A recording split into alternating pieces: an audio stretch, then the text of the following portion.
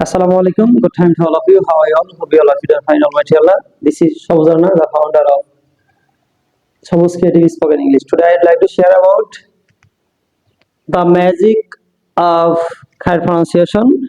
আজকে আমরা আমাদের বিষয় হচ্ছে শুদ্ধ উচ্চারণের ম্যাজিক সম্পর্কে আলোচনা করব। তো কিভাবে আমরা আমাদের যে অ্যালফাবেট গুলো আছে অথবা আমাদের যে ওই লেটারগুলো আছে ইংরেজি, সেই লেটারগুলো সঠিক যে উচ্চারণ, সেই উচ্চারণ সম্পর্কে আলোচনা করব। তো আজকের বিষয় হচ্ছে শুধু আমরা মানে 26টা লেটারের মধ্যে যে 9টা লেটারের সমস্যা আছে, তার মধ্যে হচ্ছে সবচেয়ে বেশি যে সমস্যা সেটা হলো আমরা পি কে প বলতাম, টি কে ট বলতাম, আর সি কে সি বলতাম, কে কে কে বলতাম, কিউ কে কিউ বলতাম। জাস্ট এই টোটাল 5টা সাউন্ডের যে সমস্যাগুলো আছে, সেই সমস্যাগুলো সমাধান করার জন্য আজকে চেষ্টা করবেন ইনশাআল্লাহ। সবাই আশা করি সবাই পাশে থাকবেন। তো আজকে যে বিষয়গুলো, তার মধ্যে সর্বপ্রথম হচ্ছে পি। আমরা সাধারণত পি কে কি বলতাম? পি বলতাম। এটা মূলত পি হবে না, সেটা হবে ফ হবে। সেটা প হবে না, সেটা হবে কি ফ। আমরা যখন অ্যালফাবেটের মধ্যে উচ্চারণ করবো তখন হবে পি, আর কোনো বর্ণ বা লেটারের মধ্যে উচ্চারণ করলে সেটা হবে ফ সাউন্ড। তখন পি হবে না, সেটা হবে ফ। পি না হবে ফি, আর এখানে প না হবে, সেটা হবে ফ সাউন্ড। কিরকম? যেমন ফ্যান, ফট, ফ্যাট, ফাইভ। তার মানে আগে আগে আমরা বলতাম কি প্যান, পট, প্যাট, পাইপ। এটা সম্পূর্ণ ভুল উচ্চারণ, ঠিক আছে? তো এখানে উচ্চারণগুলো কি হবে তাহলে? প সাউন্ড না হয়, সবগুলো হবে কি ফ সাউন্ড। কিরকম সাউন্ড? যে ফ্যান, ফট, ফ্যাট, ফাইভ, এগুলো হচ্ছে কি খায়ের প্রনাউন্সিয়েশন, ঠিক আছে?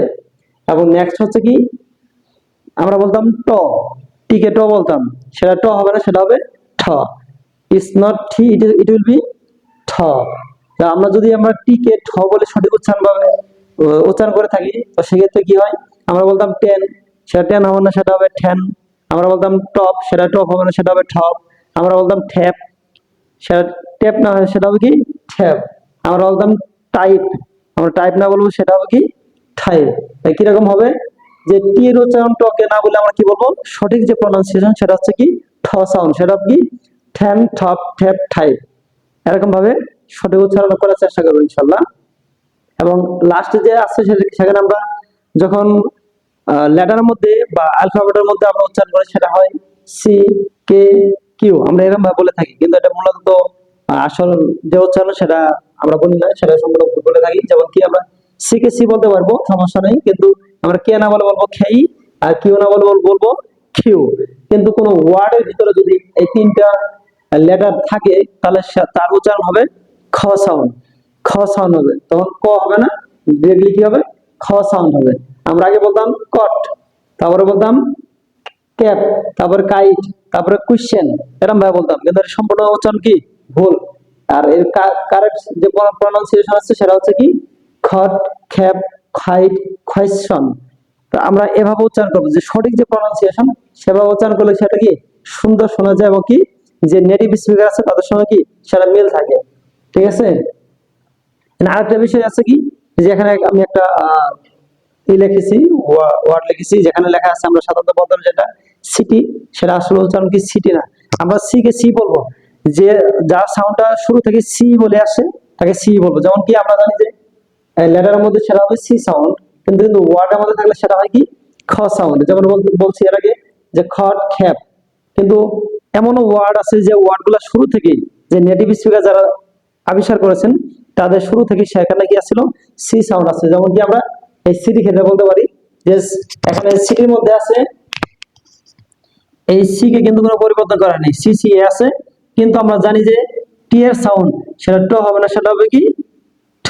এখানে দেখেন, কিন্তু এখানে সিটি আর এখানে সিটি কি একই আছে, স হয়ে আছে, কিন্তু এখানে কি যে সিটি এর উচ্চারণ কিন্তু ঠয়ে আসছে এখানে। এখানে আরেকটা বিষয় আছে যে টি এর পরে এবং আগে, মানে আমরা যাকে টি বলতাম তার আগে পরে যদি দুইটাই ভাওয়াল হয়, ভাওয়ালের মধ্যে সেমি যেটাই হোক, তার উচ্চারণ ঠয়ের মতো হবে। এজন্য এখানে কি সিডি, আমরা বলতাম সিটি, সেটা সম্পূর্ণ ভুল। এটা হবে কি সিডি। আশা করি বুঝতে পারছেন। এবং এরপরে 2টা লেটার সম্পর্কে আমরা আলোচনা করেছি। একটা আছে এস, এস এর পরে যদি আমরা সি, কে, কিউ এবং পি, এই 4টা লেটার থাকে, তার উচ্চারণ পরিবর্তন হবে কি হবে না? তো খেয়াল রাখেন, এখানে যে এস এর পরে যদি পি সি কে কিউ থাকে, তবে এরপরে কি এই যে এখানে যে চারটা লেটার আছে, যেমন কি পি সি কে কিউ, এই চারটা আছে, এর উচ্চারণ কোনো পরিবর্তন হবে না। তার মানে কি আমরা যেভাবে আগে বলতাম, যেমন কি প বলতাম পই থাকবে, এখানে সি বলতাম সি থাকবে মানে প থাকবে, তারপর কি এখানে ক বলতাম কই থাকবে, এখানে ক বলতাম কই থাকবে। আমরা এদের পরিবর্তন করে কি আনছিলাম, আমরা খ আনছিলাম, আর পি কে পরিবর্তন করে খ আনছিলাম। কিন্তু এস এর পর যদি এই চারটা লেটার থাকে, তাহলে এদের কোনো পরিবর্তন হবে না। এদের যে আমরা আগে যেভাবে বলতাম সেম ওরকম ভাবে থাকবে। কিরকম, আমরা এখানে বলছি ফট, তারপর বলতাম ফি, ফিল, এরপরে বলতাম ফাই, এরপরে বলতাম ফোন। আমরা যদি এর আগে আমরা যদি এস যুক্ত করি তাহলে হবে কি স্পট, এটা হবে স্পট হবে না, এটা হবে স্পট। কিরকম, এটা হবে স্পট। এখানে বলতাম ফিল, এটা ফিল না হবে কি স্ফিল, এখানে কি হবে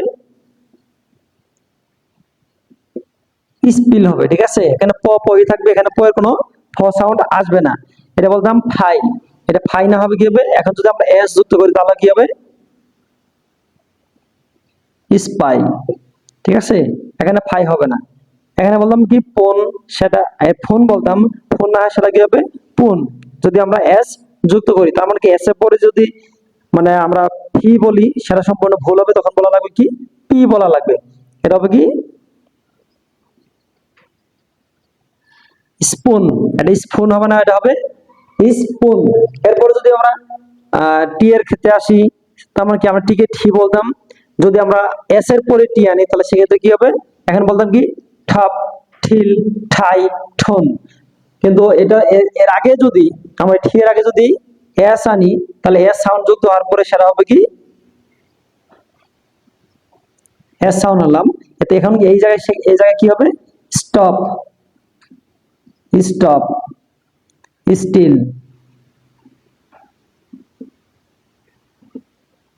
এরপর হবে কি স্টেই, স্টোন।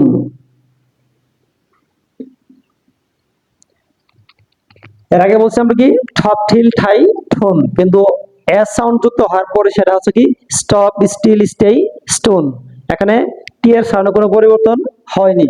তো পরবর্তী যেটা আছে সেটা হচ্ছে কি আমরা এখানে বলতাম কি খট, খিল, খেই, খপ, মানে সি কে এবং সি কে তারপর কিউ এগুলোকে কি কি বলতাম খ সাউন্ডে পরিণত করতাম। কিন্তু এই জায়গায় এসে কি হবে, যদি আমরা এস সাউন্ড যুক্ত করি, সবগুলোতে যদি আমরা এস সাউন্ড যুক্ত করি তাহলে সেটা কি হবে স্কট, এটা স্কট হবে না, কি হবে স্কট।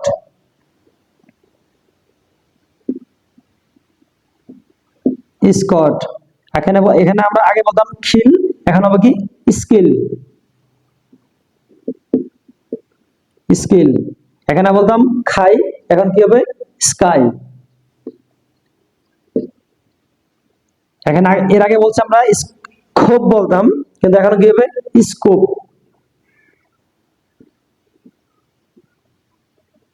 স্কোপ।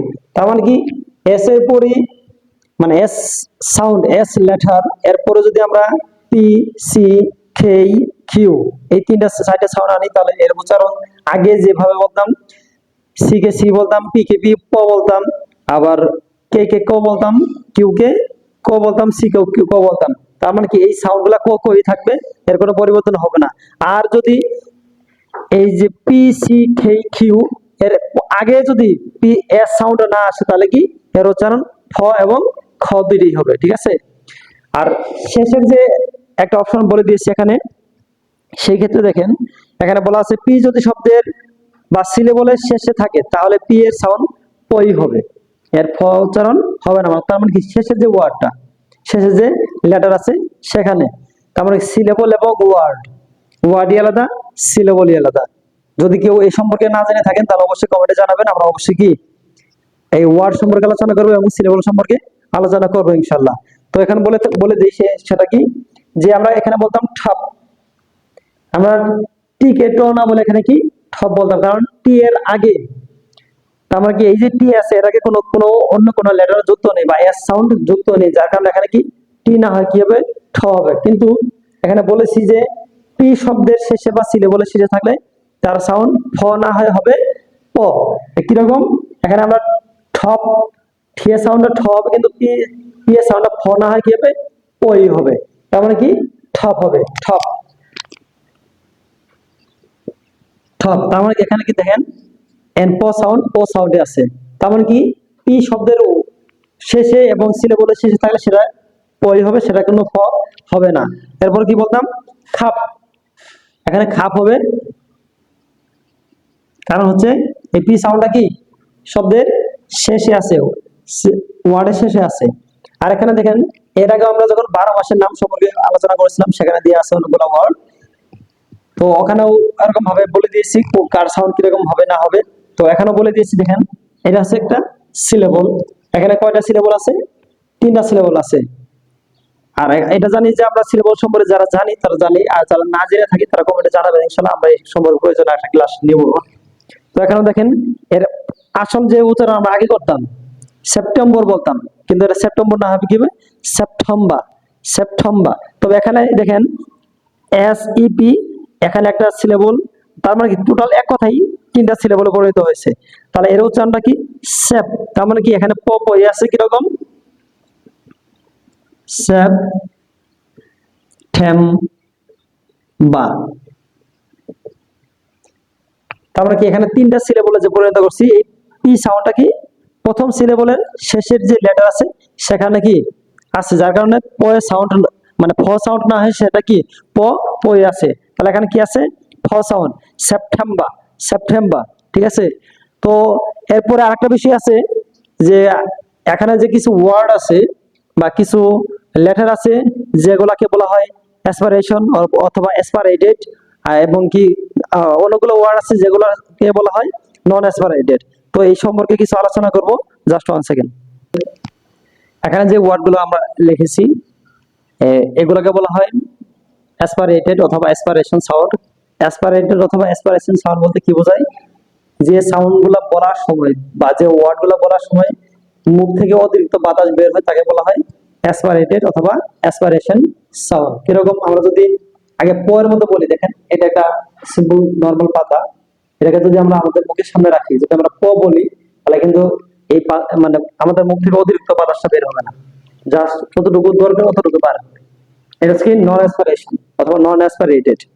আর যদি অতিরিক্ত বাতাস বের হয় সেটাকে বলা হয় অ্যাসপারেটেড অথবা অ্যাসপারেশন। কিরকম, যদি আমরা প বলি, দেখেন নরমাল আছে, যদি আমরা প বলি, প বলতেছি প প প, আমরা পি পি পি, এর কোনো সাউন্ড অতিরিক্ত বাতাস বের হচ্ছে না। আর যদি আমরা প কে আমরা ফ বলি, ঠিক আছে, তাহলে কি হয় দেখেন ফ ফ ফ ফপ, ফ্যান ফ্যানচল, ফাওয়া ফামিল ফাওয়া, এইগুলো দেখেন যতগুলা অ্যাসপারেটেড আছে অথবা অ্যাসপারেশন সাউন্ড আছে, এর অতিরিক্ত বাতাস বাইর হওয়ার কারণে কি এই পাতাটা কি হচ্ছে দুলতেছে, ঠিক আছে। তো এটাকে বলা হয় অ্যাসপারেটেড। এখানে কয়েকটা ওয়ার্ড লিখে দিয়েছি, দেখুন ফ্যান, ফট, ফ্যাই, থপ, থ্যাপ, ফ্যান, ফিচার, টেকনোলজি। তার মানে আর কি আছে, খ্যান, খ্যাপ, খ্যান্ডি। তাহলে যতগুলা সাউন্ড আছে মানে যেগুলা দিয়ে বলার সময় অতিরিক্ত বাতাস মুখ দিয়ে বের হয় সেগুলো বলা হয় কি অ্যাসপারেটেড সাউন্ড অথবা অ্যাসপারেশন সাউন্ড।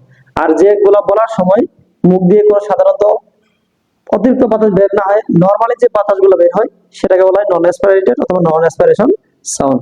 তো আশা করি যদি ভিডিওগুলো ভালো লেগে থাকে তাহলে আমাদের লাইক কমেন্ট শেয়ার অবশ্যই করবেন, আর যার যে মন্তব্য আছে সেই মন্তব্যগুলো অবশ্যই কমেন্টে জানাবেন। আর বেশি বেশি মানে আপনার স্কিলকে ডেভেলপ করার জন্য, যদি আপনার ইচ্ছা থাকে আপনার স্কিলকে ডেভেলপ করার জন্য, তাহলে অবশ্যই আমাদের সঙ্গে থাকতে হবে, সঠিক প্রনাউন্সিয়েশন গুলা শিখতে হবে। এবং পাশাপাশি একটা কথা বলে রাখি যে বক্সিগঞ্জে এই সর্বপ্রথম ইংরেজি শেখার জন্য আমরা একটা প্রতিষ্ঠান চালু করেছি, যে প্রতিষ্ঠানের নাম হচ্ছে সবুজ ক্রিয়েটিভ স্পোকেন ইংলিশ। 10 বছর থেকে 50 বছর বয়স পর্যন্ত যে কোনো শিক্ষার্থী এখানে ভর্তি হতে পারবেন, এবং আগামী 3 মাসের মধ্যে আপনাদের স্কিলকে আমরা ডেভেলপ করে দেব। আর আপনার এখন যেভাবে কথা বলেছেন তার থেকে মানে 70 থেকে 80 গুণ বেশি আপনার সাউন্ডে মানে আপনার যে স্কিল আছে সেটা উন্নতি হবে ইনশাআল্লাহ। তো আশা করি যদি এই নিয়ত থাকে সবার, তাহলে সবাই যোগাযোগ রাখবেন, এই স্ক্রিনে দিয়ে যে নাম্বার আছে সেই নাম্বারে যোগাযোগ রাখবেন। পাশাপাশি আমাদের প্রতিষ্ঠানটি হচ্ছে বক্সিগঞ্জ NM হাই স্কুলের পশ্চিম পাশে। এখানে আসলে আমাদের প্রতিষ্ঠানের সাইনবোর্ড আছে, সবকিছু দেখতে পারবেন ইনশাআল্লাহ। তো সবাই ভালো থাকবেন, সুস্থ থাকবেন। আসসালামু আলাইকুম ওয়া রাহমাতুল্লাহি ওয়া বারাকাতুহু।